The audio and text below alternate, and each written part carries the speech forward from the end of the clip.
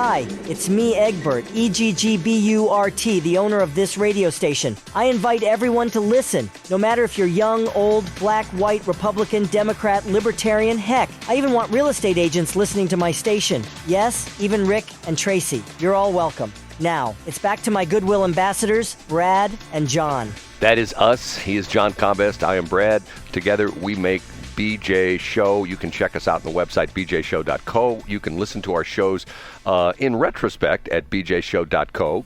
We have a post that goes up every day that shows the links on a podcast format. Or if you want to go to bjshow.video, the shows are archived there on YouTube. That will take you directly to our YouTube page, and we usually get those up by about 9 o'clock or so. And for those of you who may be listening in the future, we actually do, and the reason I started saying this is I had someone say to me, well, why aren't you guys on the air live doing that show? I go, we are.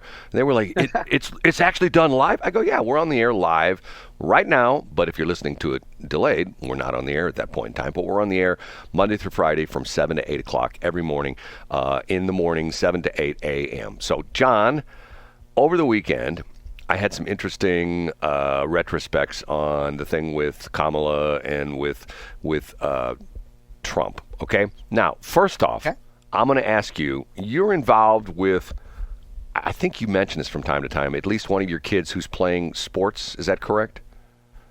I have a lot of sporting activities, yeah, but go ahead. Okay. Have you ever actually coached yourself? I am one of the coaches of a certain team. Okay.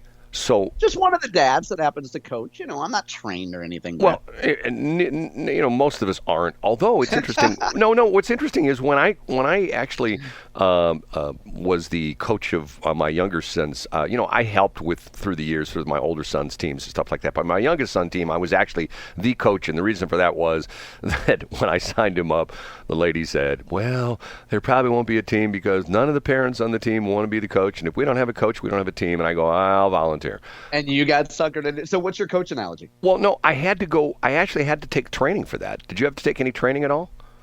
No, but you were making a point that had to do with Kamala Harris. Okay. Maybe not at your age because your kids are still young, but there comes a point as a coach where you see kids, and typically kids who excel above the level of the other kids in the team, and those kids unfortunately become uncoachable. Do you know what I'm saying? I do know what you mean. I know exactly what you mean, Brad, because their talent level is so high. Right. And they think, well, and once again, this whole thing of like everybody gets a trophy, but every one of those kids knows who's the best player on the team is. They just know who that is, right? Absolutely. And just like you go into school, everybody knows who the smartest kid in the room is. Okay. That's just the way things are. Okay. So my experience has been, once again, this is anecdotal and it could be not true, but I think that if you talk to Tony Lasorda, a.k.a. Tommy Lasorda and Tony LaRussa. Excuse me, I missed the two up there. Tommy Lasorda and Tony LaRussa, okay? If you talk to them, they could probably, if you said, you ever had anybody who was uncoachable, they could probably off the top of their head say, well, there was blah, blah, blah, blah, blah, blah, blah, blah. It was Ozzie Smith. Well, it wasn't Ozzie Smith. Okay, Donald Trump is uncoachable, okay? Let's be honest. Okay. Donald Trump is uncoachable. And there are probably people, maybe they don't even try anymore. There are probably people that sit down and said, Mr. Trump, let me give you some advice. Don't do this, don't do this, don't do this, and do more of this, this, this. And he'll go, hey, hold it, I used to be the president of the United States. I'm one of the richest men in the world. Everybody knows my name. What are you doing? Who are you? Who are you to tell me what to think? Okay? Over the weekend, I did a lot of thinking about this. And ironically, over the weekend, yesterday, I heard Eric Erickson, who is the guy on our show, who's on on our station from noon to 3. And we've got 3, well, I will say, and I don't mean to be disrespectful to Eric, if this would get back to him, but we have a great morning show that comes on after us, 8 to noon. 2 guys out of California. They're called Armstrong and Getty.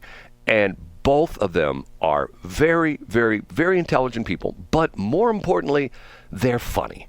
And it's not dry, boring politics stuff. Yep. They really make some good points, but they do it with a laugh and a smile, and it's not like, and I'm going to say something, and I don't mean to be a jerk about this, but you tell me if I'm right or wrong. It's not like listening to Tracy's station, because to me, every time I listen to Tracy's station, it sounds like they're mad, right? You know, I get it, but let me interrupt. You could also apply that, Brad, to 97.1 in the morning, wouldn't you say? Well, not as much. I think Mark is a little bit more personable. But, I mean, the Tracy people are like, we're Christians, and if you're not, you're gonna be. Matter of fact, the thing that got me in trouble with, I should read this on the air sometime.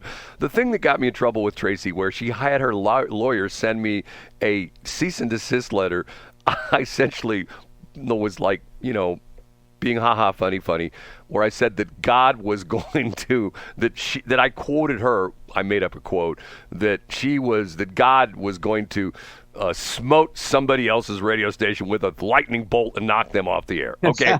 Okay. Which to a certain extent I thought was sort of funny. And you were talking about Eric Erickson. Okay. Let's get back to that. Eric Erickson, to me, and let me go, the afternoon guys, Markley, Van Cap, and Robinson, once again, smart guys, but they're funny. They talk about things like that, and it's not. And what we try to do with this show, with John and I, we don't try to sit here and be like Meet the Press and be all serious stuff. And John, what do you think about the ramifications of the inverse proportion of Democrats to Republicans in Vernon County?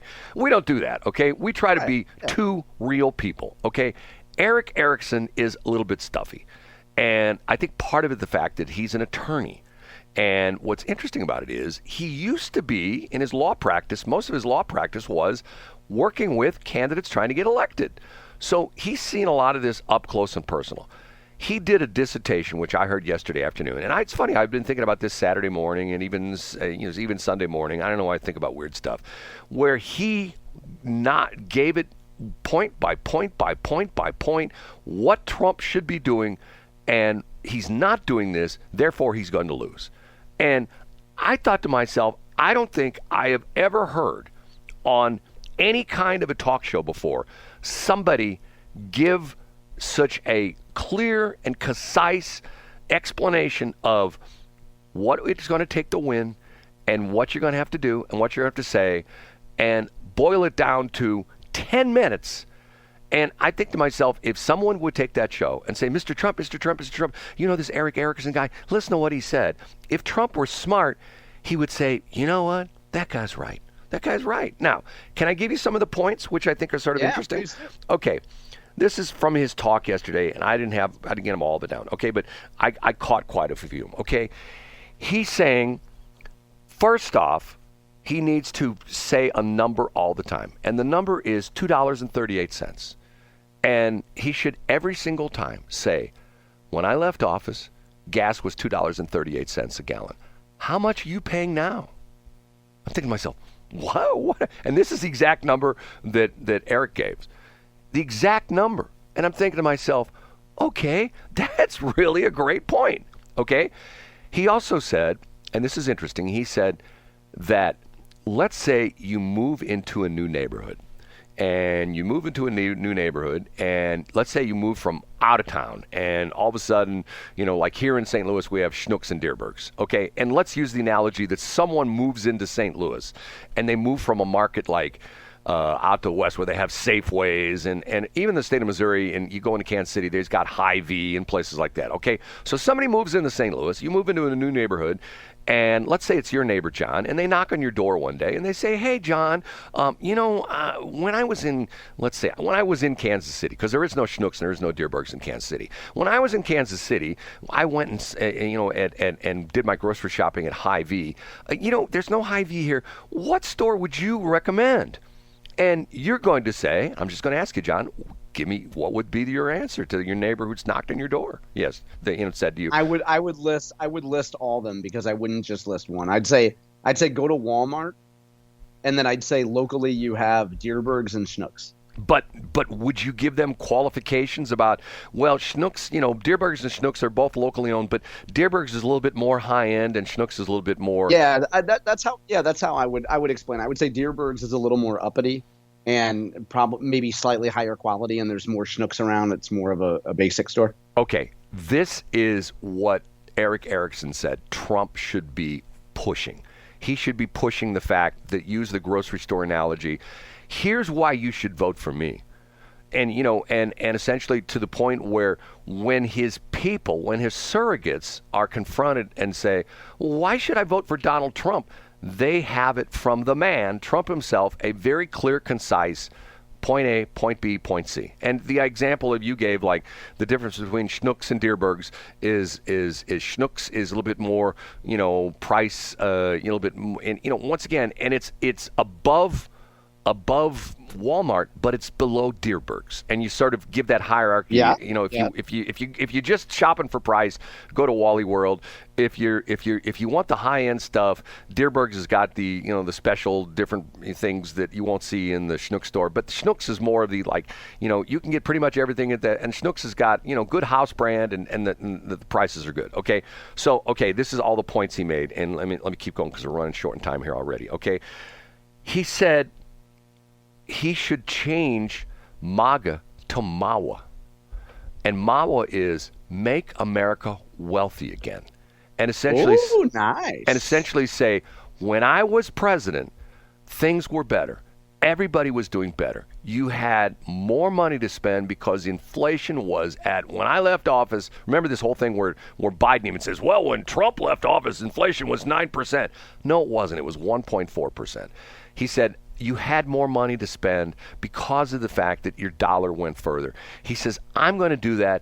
I'm going to make America wealthy again. MAWA, M-A-W-A. And I thought to myself, man, because that sort of destroys, because MAGA has become sort of the rallying cry of the Democrats against the Republicans. Yep. Those MAGA sure. Republicans, okay? Are you still with me so far? I'm still with you, yeah. Okay. He said, Kamala's already in the White House. She's telling you all this stuff that she's going to do. She's already there. She's already in the White House. She's the vice president. And remember, when they ran when they ran back in 2000, it was the Biden-Harris ticket. They were working together as a team. Why hasn't she done all this stuff she's talking about? Why hasn't she done the things she's saying? Well, when I'm president, and I'm thinking to myself, okay, another great point. You're already That's there. Exactly right. You're exactly right. You're already there in the White House, and she should be saying, Trump should be saying, why isn't she doing it now? She could be doing it right now. She could be, and to a certain extent, there's an interesting angle on this, which Eric didn't talk about, is the fact that there are some people that say that Biden should just resign right now and that she should become the president. Well, then Trump could really nail her and say, well, she's out there saying she's going to do this. She's the president already. She can do all this stuff right now. She can write executive orders. Okay, we good so far? Okay. Yeah, absolutely. Okay, he said that wherever Trump goes, he should have a list of names. And the list of names should be parents of kids are just regular citizens who were killed or assaulted or raped by illegal immigrants. When he shows up in a certain city, he says, Mr. and Mrs. Smith, they're still grieving because of their son was murdered by an illegal immigrant. That guy came across the border. Why did he come across the border? Because nobody shut down the border. When I was in office, we had all these different rules and regulations. The very first day that Joe Biden came in office, he got rid of all my executive orders, and the border opened up like a floodgate, and in came all these these illegal immigrants, and one of them was Jose, blah, blah, blah, blah, and he killed Mr. and Mrs. Smith's son, okay? I'm going like, whoa, how, and once again, localizing, not that he killed, if he's in Philadelphia, not that he killed somebody in Little Rock, somebody got killed or murdered in there, okay? Yeah. He also said that he would not make fun of Kamala's name. If he's going to all sorts of weird things. He's now called Kamabla. Have you heard this? Or Kamabla? No, I haven't. Yeah, he's saying weird stuff. And you know what? I see once again, to me, that's sort of... It seems petty is what you're saying. It's petty. It's grade school stuff, okay? I mean, my name's Hildebrand. John's is Combest. Okay, guess what? We both got made fun of in school. Hildebrand, what is that? Are you the brand of Hilda? Just dumb petty stuff. Right, yeah, stupid stuff. And the idea being is that Every single campaign. And what's interesting about it is he's making fun of her, and so is J.D. Vance, because she's doing the same speech over and over and over again. And I'm thinking to myself, well, maybe you should take a closer look at that, because of the fact that in our world of advertising, in our world of media, how do you get people to buy Scope mouthwash? You tell them 42 million times that Scope kills germs. Scope gets rid of bad breath. Scope does this. Scope does that. And pretty soon it's like, okay, Scope. When you go to the store, it's like, oh, there's Scope. That's the one that kills bad breath. Okay, bang, I'm buying that run. Yep. So to a certain extent, he's criticizing her. And what's sad about it is that, and there were a couple more other ones that were really, and not only that, he also said a thing that Trump should be saying is 3 words: Kamala did this. Kamala did this. When Kamala was a prosecuting attorney, Kamala did this. And, talk about the fact that she let all these people out of jail. And not only, and what's interesting is she put people in jail for smoking marijuana when she joked about, and if you know this crazy story, she joked about the fact when she was on with the Breakfast Club, whatever it is, the black dude, what's his name? Charlemagne the God. Charlemagne the God. Yep, DJ Envy. There's a famous quote where she talks about, yeah, I did inhale. She's making fun of the fact that Bill Clinton said he smoked marijuana, but he didn't inhale. Essentially, Kamala was saying, well, she did smoke marijuana and she did inhale, and a lot of people got mad about that because of the fact that she threw a lot of those people in California in jail. Kamala did this, Kamala did this, Kamala did this, Kamala did this, and not only that, Kamala will do this. Kamala will do this. Kamala will do this. Kamala will do this. And essentially, this little 10-minute dissertation that Eric Erickson did, I'm thinking to myself, God, he's just nailed it. I mean, he's nailed it. Yeah. The gas price, all these various things. And the other thing is, here we go again. There's a big controversy. I looked at CNN over the weekend. It still might be up there this morning. One of the big controversies on the CNN.com site is Trump is now saying that the pictures of Kamala at one of her pressers or one of her events. It was a rally, right? It's photoshopped. AI. It's photoshopped. Yeah, here it is right here. And they've got it right here. CNN video shows crowd at Harris rally despite Trump's claim no one was there. Okay, you know what? I get it. I said I go back to 2016, and there was a day, and I can tell you, I can look up the exact day, March something or other in 2016, where I tried to go to the Trump rally at the Kiel Opera House or the Peabody Opera House, whatever it was at the time, and I couldn't get close to it. And the line went down Market, down Tucker, west on 14th, and if everybody who showed up would have actually been able to go into the venue, they would have 50, 60,000 people there. Okay. To me, that was like an eye-opener, like, whoa. And especially when Hillary Clinton came into town, they would have her event at a union hall somewhere and 250 people would show up, okay? The problem was that when Biden was running for office, he had a terrible problem with people not showing up. Now that Kamala is running for office, it's the exact opposite. People are energized by her. They're energized, whether you like it or not, they're energized by this Tim Walz guy, who to me, if you look at his record, is like, okay, this guy is really out there. You talk about left wing. I mean, he's super left wing. And to the point where you can't diminish the fact that things have changed and Trump hasn't. And that's part of also what Eric was saying, that he has to retool his campaign. He can't give the same speeches anymore. He can't give the same things. Kamala, look at Kamala. He has to focus. But I go back to the beginning when we started this segment. He's uncoachable because there are people on his staff, people who as advisors say, Mr. Trump, or maybe they're not. Maybe they're afraid of even, saying something. That's not the way things are done, son. Remember, I used to be the president, and I'm going to be the president again. Does that make any sense, John? It does. Yeah. I mean, I think that there's probably dozens of people trying to persuade the president. He's probably surrounded by 50 or 60 versions of Eric Erickson. So I don't know how he would have time to listen to a 15-minute pitch by each of them. Like, this isn't The Apprentice. It's not Shark Tank. I don't know which of them he should pick to be his weather vane.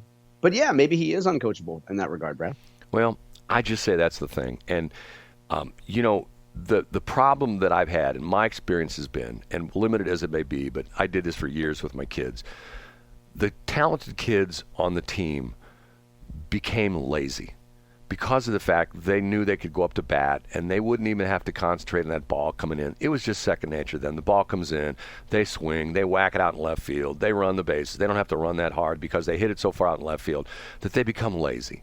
And I think you see this in all sorts of professions. You see someone who just starts mailing it in.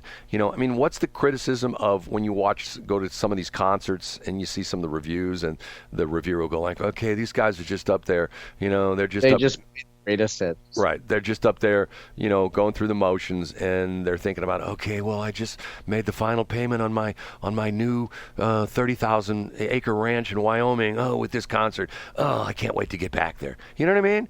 It's a passion. I do, and we're way over time, and I think that underscores the fact. I had this conversation with a certain child yesterday.